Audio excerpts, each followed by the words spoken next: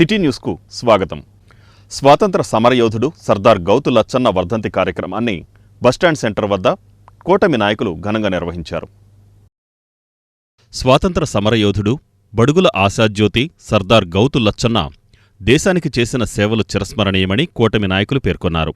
Bus stand centre వద్ద సర్దార్ గౌతు లచ్చన్న వర్ధంతి సందర్భంగా విగ్రహానికి పలువురు కూటమి నాయకులు పూలమాలలు వేసి నివాళులర్పించారు.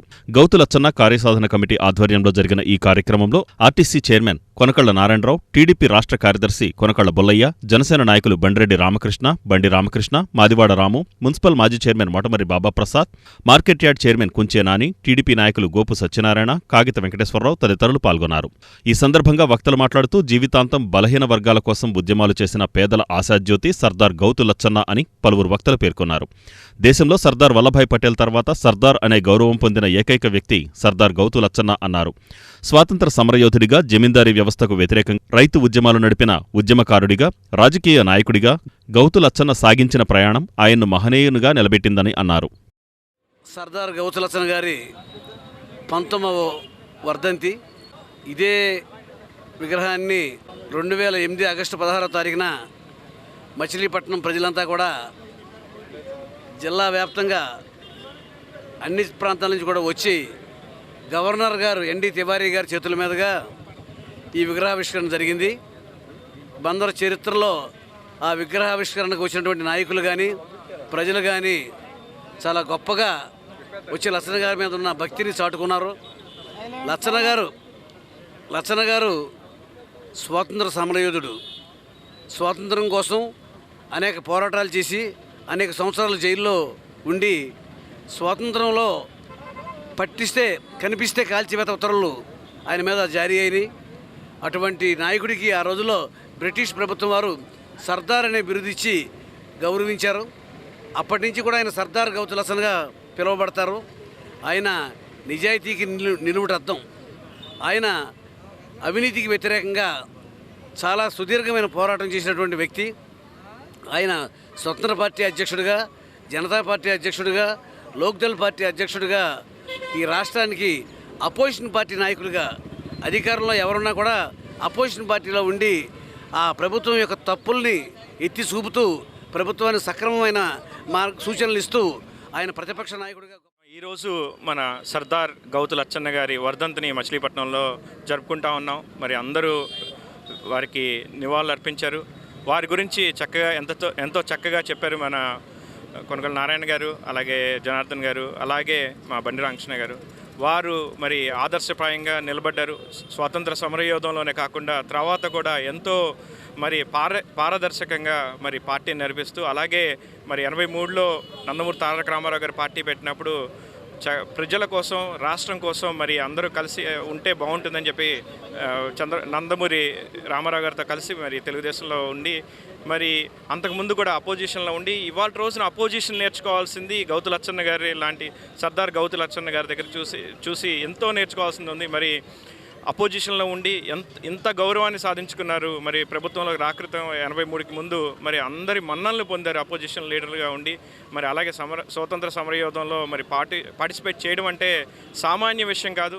ఎన్నో త్యాగాలు చేసి ఆదర్శప్రాయుడైన సర్దార్ గౌతు లచ్చన్న గారి యొక్క వర్ధంతి సందర్భంగా ఇక్కడ ఇచ్చేసిన పెద్దలందరికీ కూడా, అనేక పార్టీల వారికి, ఆయన అభిమానులందరూ కూడా హృదయపూర్వక నమస్కారాలు తెలియజేస్తూ, ఈ రోజున గౌతు లచ్చన్న గారు అనే వ్యక్తిని ఈ మచిలీపట్నంలో ఆ రోజున ఇందాక అబ్బాయి బేక్ చెప్పినట్టు అంతమంది జనంతో మరి 3 సార్లు ముఖ్యమంత్రి చేసి గవర్నర్గా ఉన్న ఎన్డీ తివారీ గారిని తీసుకొచ్చి గెస్ట్గా, మరి నారాయణ అన్నయ్యకి ఆ రోజున ఏ పదవి లేదు, ఆయన అధ్యక్షతన మరి మంత్రులు కానీ ఎమ్మెల్యేలు కానీ అన్ని పార్టీల వారు, అన్ని కులాలు మతాల వారు లచ్చన్న గారి దాంట్లో మేము పార్టిసిపేట్ చేయాలి, ఆయన సిద్ధాంతాలను మనం అందరం ఆచరించాలి, ఇవాళ నారాయణ గారు పెట్టారంటే దానికి మనం సహకరించాలని దాన్ని ఆ రోజున విజయవంతం చేసిన చాలా పెద్ద హృదయంతో ఎక్కడెక్కడి నుంచో వేలాది మందితో ఇతర జిల్లాల గురించి రావడం జరిగింది. గౌతు లచ్చన్న గారు కులానికి సంబంధించిన వ్యక్తి కాదు. ఎందుకంటే ఆయన కులం చాలా స్వల్ప సంఖ్యలో శ్రీకాకుళం జిల్లా, కానీ 14 సీట్లు ఆయన జనతా పార్టీలో గెలిపించుకున్నాడు, స్వతంత్ర పార్టీలో గెలిపించుకున్నాడు. ఇతర కులాలు ప్రేమించేవాళ్ళు అంటే ఒక నాయకుడు అనేవాడికి కులముద్ర కాకుండా అందరవాడు అనే ముద్ర ఉండాలి. అట్లా లచ్చన గారు మరి రాష్ట్ర వ్యాప్తంగా అతనికి అనేక లక్షలాది మంది అనుచరులు ఉంటాయి. కారణం ఉమ్మడి మద్రాసులో కానీ మరి అన్ని ప్రాంతాల్లో ఒరిస్సాతో సహా ఆయనకి అనేక మంది ఫాలోయర్స్ ఉండేవాళ్ళు. లచ్చన గారు రాజకీయాల్లో మేము చాలా చిన్నప్పటి నుంచి ఎక్కువగా అట్లా గౌతు లక్షణ గారి విగ్రహం దగ్గర పెద్దలు గౌరవనీయులు మరి కొనకళ్ళ నారాయణరావు గారు, బొల్లయ్య గారు, కూటమి నాయకులు అందరూ కూడా కలిసి వాళ్ళ పెద్ద ఎత్తున ఆయనకి నివాళులు అర్పించడం జరిగింది. ఎందుకంటే ఆయన భౌతికంగా మన మధ్యన లేకపోయినప్పటికీ కూడా అందరూ హృదయాల్లో ఆయన బతికే ఉన్నాడు. ఆయన ఆశయాలు బతికే ఉన్నాయి. అన్నగారు చెప్పినట్టుగా ఆయన చేసిన పోరాటం ఎక్కడ నిర్మోహమాటంగా అవసరమైతే ఆయన ఉన్న పార్టీల్లో కూడా తప్పు జరుగుతుందంటే తప్పు అని నిబ్బరంగా చెప్పగలిగిన నాయకుడు. అందుకే బ్రిటిష్ వాళ్ళు సర్దార్గా ఇచ్చారంటే ఎంత గొప్ప బిరుదండి. అది వాళ్ళు నోటంట ఆ మాట రాదు, వాళ్ళే ఇచ్చారంటే ఆయన ఎంత పోరాటం చేశాడో మనకు తెలుసుకోవాలి.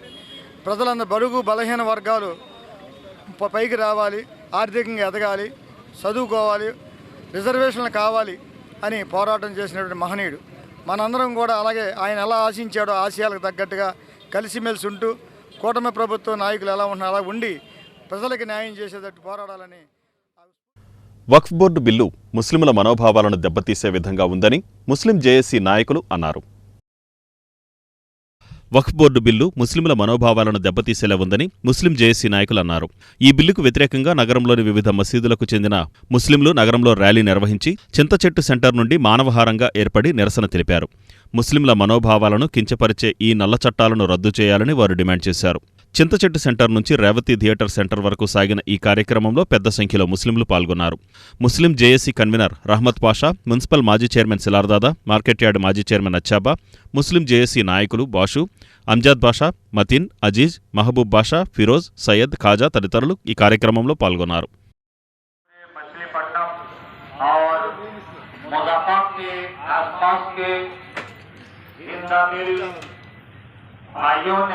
ये अहद किया है कि जब तक सेंट्रल गवर्नमेंट ये काला कानून वापस नहीं लेती हम इसी तरह एहतजाज करते रहेंगे और ये सिलसिला उस बिल के रिजेक्ट होने तक, उस काले कानून के रिजेक्ट होने तक चलता रहेगा इंशाअल्लाह ताला।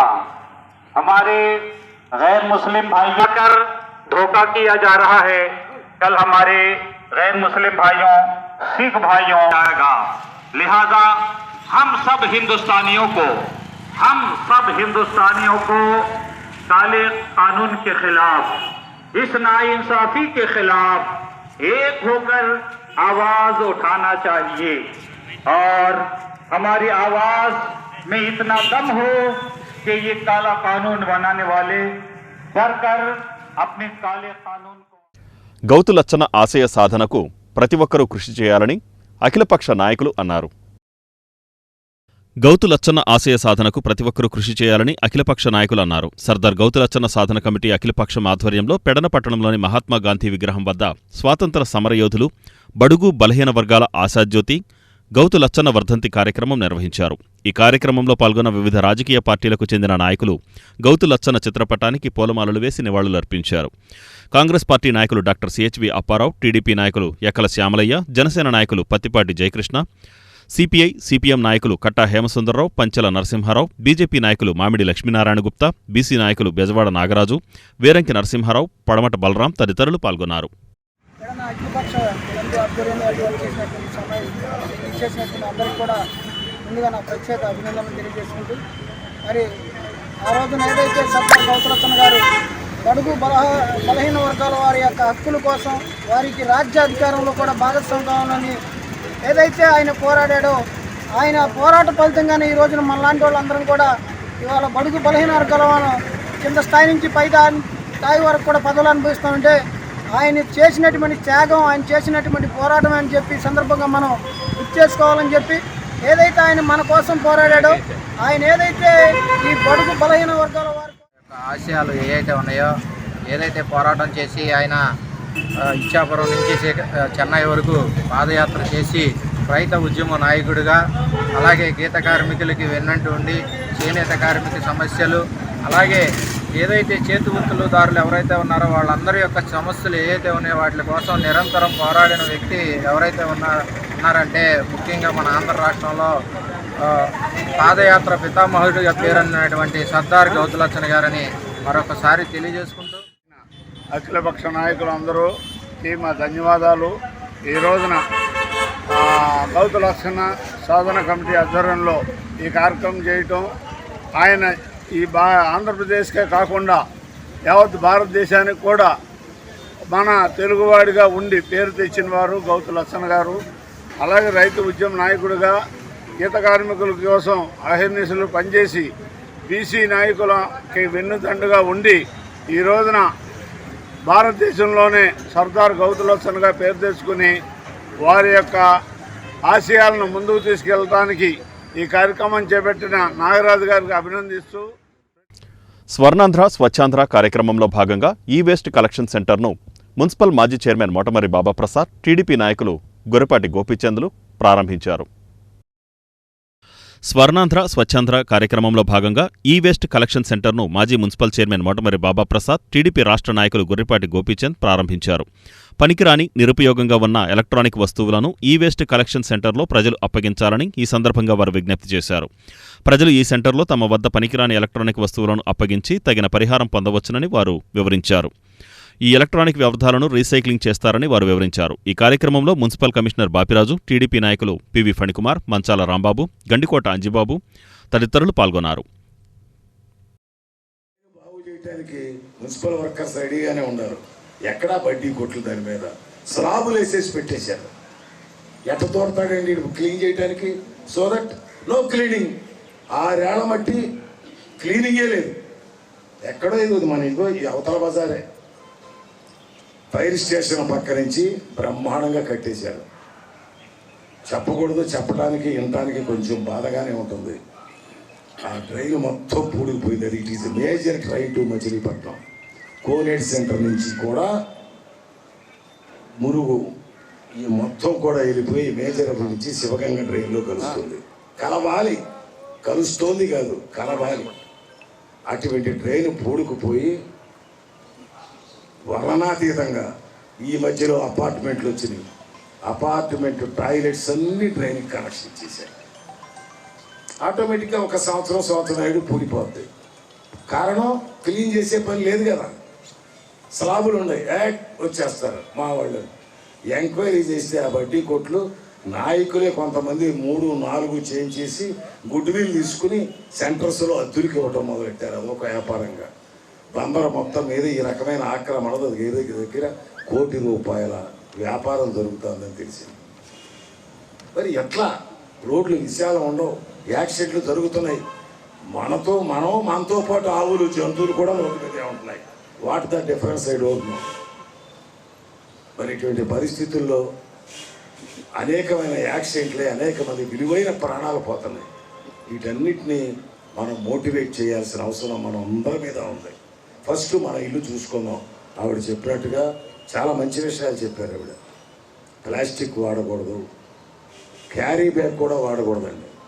పాలు దాంట్లో ప్యాకెట్లో పాల ప్యాకెట్లు, ఆ ప్యాకెట్ యొక్క గౌరవ ముఖ్యమంత్రి గారు దార్శనికుడు, రాజకీయవేత్త, రాజనీతిజ్ఞుడు అయినటువంటి శ్రీ నారా చంద్రబాబు నాయుడు గారు, మన గౌరవ ఆంధ్రప్రదేశ్ ప్రభుత్వ అధినేత, గౌరవ ముఖ్యమంత్రి వర్యులు ఎంతో ముందు చూపుతో పెట్టినటువంటి కార్యక్రమం ఇది ఒక మొక్కుబడిగా చేసుకుపోయేటువంటి కార్యక్రమం అయితే కాదు. నెలలో ఒకరోజు ఏదో గవర్నమెంట్ చెప్పింది కాబట్టి మనం ఆచరించాలి కాబట్టి ఏదో చేసేసి మమ అనిపించుకునే కార్యక్రమం కాదు. దీన్ని ట్రూ స్పిరిట్లో మనం చేసుకోవాల్సినటువంటి అవసరం ఎంతైనా ఉంది. ఉదాహరణకు మన ఆఫీస్ ఉంది, ఆ ఆఫీసులో కూడా పనికిరానటువంటి వస్తువులు చాలా ఉన్నాయి. అది కూడా ప్రభుత్వం చెప్పేదాకా మనం ఎందుకు ఆగాలి? ప్రభుత్వం ఆల్రెడీ చెప్పింది, ఏదైతే వేస్ట్ ఉందో ఆ వేస్ట్ అంతా కూడా మీరు చెత్త నుంచి సంపద కేంద్రాలకు తరలించండి. అక్కడ రీసైకిల్, అదేవిధంగా రీయూజ్, రిడ్యూస్, RRR సెంటర్ని కూడా మనం పెట్టుకున్నాం. రిడ్యూస్ చేయాలి, రీయూజ్ చేయాలి, రీసైకిల్ చేయాలి. ఆ క్రమంలో భాగంగా మనం ఇంటిని శుభ్రంగా ఉంచుకోవాలి, మన ఒంటిని శుభ్రంగా ఉంచుకోవాలి, మనం ఉండేటువంటి ఆఫీసులు కూడా శుభ్రంగా ఉంచుకోవాలి. మరి ఆ కార్యక్రమంలో భాగంగానే మన స్థానిక గౌరవ మంత్రివర్యులు శ్రీ కొల్లు రవీంద్ర గారు వారు ఎంతో ముందు చూపుతో ఒక 4 రోజుల క్రితం కూడా ఈ మన మచిలీపట్నం నగరపాలక సంస్థ మచిలీపట్నం సిటీని ఇంకా ఏ విధంగా అభివృద్ధి చేయాలి అన్నదానికి పుర ప్రముఖులందరితోని ఒక చర్చా వేదిక పెట్టి వారి యొక్క విలువైనటువంటి అభిప్రాయాలు తీసుకుని ఉండాలి. అట్లాగే వారికి అవసరమైనవన్నీ కూడా మనం సమకూరుస్తేనే కార్యక్రమం నెరవేరుతుంది.